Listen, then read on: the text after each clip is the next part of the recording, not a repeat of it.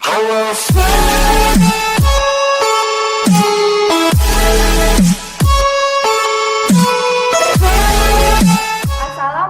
warahmatullahi wabarakatuh. Saya Ulan Apriyani Hurlian dari kelas 12 IPA 2. Saya Sabina Laila Faziana. Saya Zuzana Zila Julia Kusuma Dewi. Saya Wahniatul Hairi.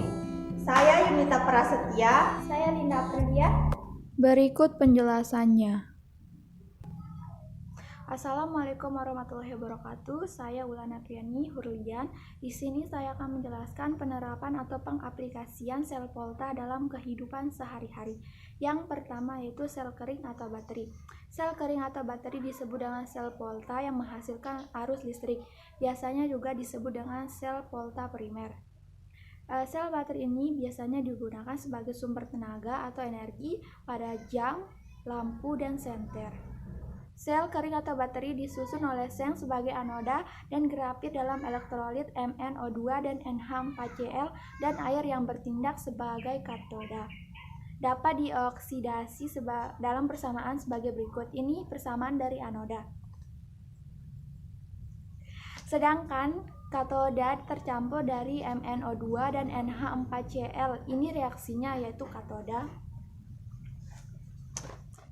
Nah, sel kering atau baterai ini tidak dapat digunakan berulang kembali dan daya tahannya yang tidak cukup lama, dan juga sel baterai atau sel kering ini dapat ditemukan di pasaran dengan harga yang murah. Yang kedua yaitu aki. Aki atau sering disebut dengan akumulator merupakan sebuah alat yang dapat menyimpan energi listrik dalam bentuk energi kimia pada mobil yang belum bekerja atau mati. Fungsi aki dalam kehidupan sehari-hari yaitu menyediakan energi listrik. Aki menjadi satu-satunya alat yang dapat menyediakan energi listrik dalam jumlah yang besar. Yang kedua yaitu menyimpan energi listrik. Baterai atau aki mempunyai fungsi untuk menyimpan energi listrik dalam bentuk energi kimia di dalam mobil. Dan yang ketiga yaitu menjadi stabilisator tegangan.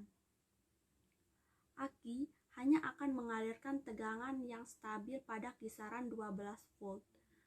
Meskipun energi listrik yang dialirkan lebih dari 13 volt. Yang ketiga yaitu baterai litium, yang terdiri dari litium sebagai anoda dan MnO2 sebagai oksidator, seperti pada baterai alkalin. Baterai litium ini menghasilkan arus listrik yang sangat besar dan daya tahan yang cukup lama dibandingkan dengan baterai kering yang berukuran sama. Baterai perak oksida. Di sini saya akan menjelaskan pengertian, karakteristik, dan kegunaan dari baterai perak oksida. Yang pertama, pengertian baterai perak oksida. Baterai perak oksida adalah baterai primer berukuran kecil yang menggunakan perak oksida sebagai elektroda positif atau katoda, seng sebagai elektroda negatif atau anoda, ditambah dengan elektrolit, biasanya natrium hidroksida NaOH atau kalium hidroksida KOH. Reaksi kimia yang terdapat di dalam baterai perak oksida yaitu Zn plus Ag2O menghasilkan ZnO plus 2Ag. Selanjutnya, karakteristik baterai perak oksida. Karakteristiknya yang pertama yaitu baterai perak oksida ini memiliki sirkuit terbuka yang lebih tinggi dibandingkan dengan baterai lainnya. Tegangan sirkuit terbuka dari sel perak yaitu 1,6 V. Tegangan operasi medium rata-ratanya yaitu 1,5 sampai 1,2 V. Karakteristik yang kedua yaitu retensi muatan sel perak lebih dari 84% setelah penyimpanan 2 tahun pada suhu 70 derajat Fahrenheit. Nah, baterai perak oksida ini memiliki rentang hidup yang berkisar antara 3 sampai 5 tahun. Karakteristik yang ketiga yaitu sistem oksida perak mampu mengeluarkan muatan yang relatif berat. Sistem perak paling cocok untuk operasi dari negatif 4 derajat Fahrenheit sampai 130 derajat Fahrenheit. Karakteristik yang keempat yaitu suhu operasi 32 derajat Fahrenheit sampai 130 derajat Fahrenheit dengan elektrolit KOH atau kalium hidroksida. Sedangkan elektrolit NaOH beroperasi kurang baik pada suhu yang rendah. Karakteristik yang kelima yaitu kurva debit. Baterai perak oksida menunjukkan kurva discharge tegangan operasi yang sangat datar dan memiliki voltase lebih tinggi daripada yang lain. Karakteristiknya yang terakhir, yang keenam, yaitu resistansi internalnya rendah. Selanjutnya, kegunaan baterai perak oksida. Kegunaan yang pertama yaitu baterai perak oksida ini memiliki bentuk yang lebih kecil. Baterai perak oksida dapat digunakan pada barang-barang seperti jam tangan, kalkulator, alat bantu dengar, dan lain-lain. Kegunaan yang kedua yaitu baterai perak oksida yang lebih besar digunakan dalam aplikasi militer Amerika Serikat untuk mendapatkan kekuatan di kapal selam dan torpedonya. Nah, baterai perak oksida ini dianggap tidak ramah lingkungan dan bisa berbahaya bagi lingkungan, tergantung dari kondisi baterai itu sendiri. Saya Zilza Nazila Dunia Kusmadewi. Di sini saya akan menjelaskan materi sel bahan bakar, di mana sel bahan bakar itu adalah sel volta yang membutuhkan asupan reaktan eksternal karena produk hasil reaksi secara terus-menerus dihabiskan. Oleh karena itu, sel bahan bakar ini dia itu tidak seperti baterai, dia tidak menyimpan energi listrik maupun energi kimia di dalamnya. Karena sel bahan bakar ini dia langsung mengambil energi listrik dari reaksi kimia. Dan secara prinsip ini adalah cara yang lebih efisien. Sebagai bahan bakar, dia menampung sebesar 40-60%. Namun membutuhkan biaya yang tinggi dan tidak reliable sehingga produknya terbatas. Sel bahan bakar ini bisa dilihat pada gambar berikut. Sel bahan bakar ini biasa digunakan di dalam mesin ruang angkasa Amerika. Dia membutuhkan masukan H2 gas dan O2 gas secara terus-menerus. Selanjutnya, terdapat reaksi elektroda. Yang pertama yaitu katoda, di mana reaksi yang terjadi pada katoda adalah reaksi reduksi. Contohnya, O2 gas ditambah 4H+ ditambah 4 elektron menjadi 2H2O gas. Selanjutnya yang kedua yaitu anoda. Reaksi yang terjadi pada anoda adalah reaksi oksidasi. Contohnya 2H2 gas menjadi 4H+ tambah 4 elektron.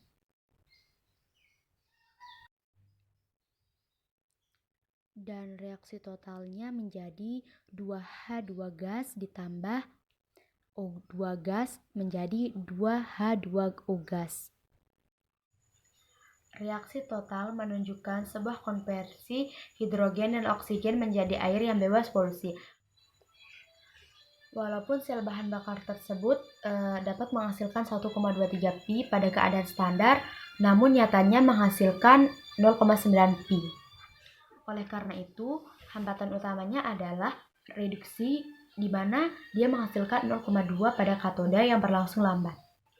Dan hal inilah yang membatasi arus yang dihasilkan, dia itu menjadi konsen pada semua produsen atau mobil-mobil yang besar sampai mereka memiliki program riset utama yang include di situ adalah bahan bakar.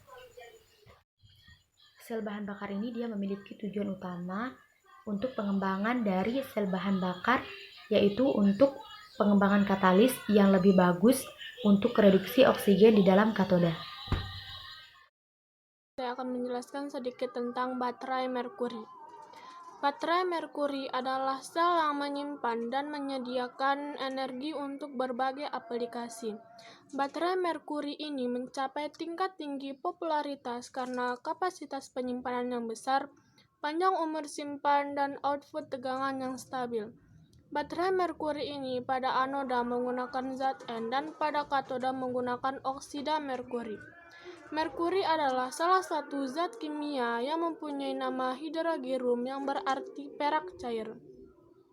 Sifat kimia Merkuri: daya hantar listrik yang tinggi, bersifat diamagnetik, larut dalam cairan polar maupun nonpolar, merupakan logam yang paling mudah menguap, dan cenderung membentuk ion-ion M22+.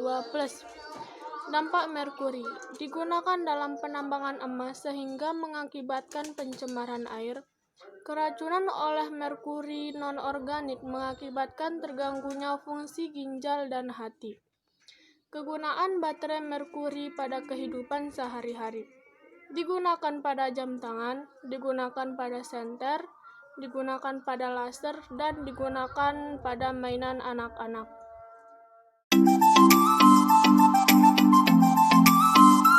Dan di sini saya akan menjelaskan materi tentang pengaplikasian atau penerapan sel elektrolisis dalam kehidupan sehari-hari. Yang pertama yaitu pembuatan beberapa bahan kimia. Pembuatan beberapa bahan kimia seperti logam alkali, tanah alkali, aluminium, gas hidrogen, gas oksigen, gas klorin, dan natrium hidroksida yang dibuat secara elektrolisis. Contohnya sebagai berikut.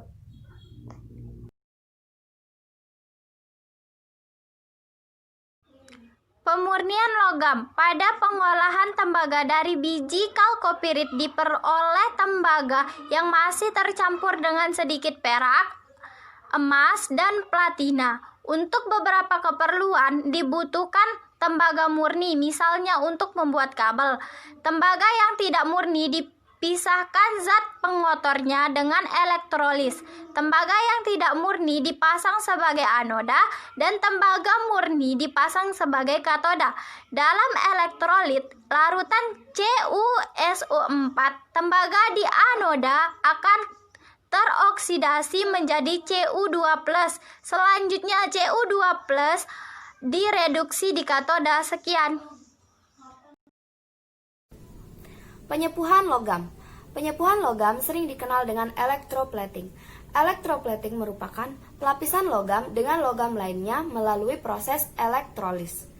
Penyepuhan logam atau electroplating sering digunakan untuk menghasilkan benda-benda yang menarik dan tahan lama, seperti pisau, garpu, sendok, bemper mobil, dan lain-lain. Electroplating atau penyepuhan logam juga melindungi logam dari korosi atau karat. Logam besi atau baja mudah terkena korosi atau karat. Untuk melindungi besi atau baja dari korosi, besi atau baja tersebut dilapisi oleh suatu logam yang sukar teroksidasi. Misalnya, logam nikel, perak, atau emas.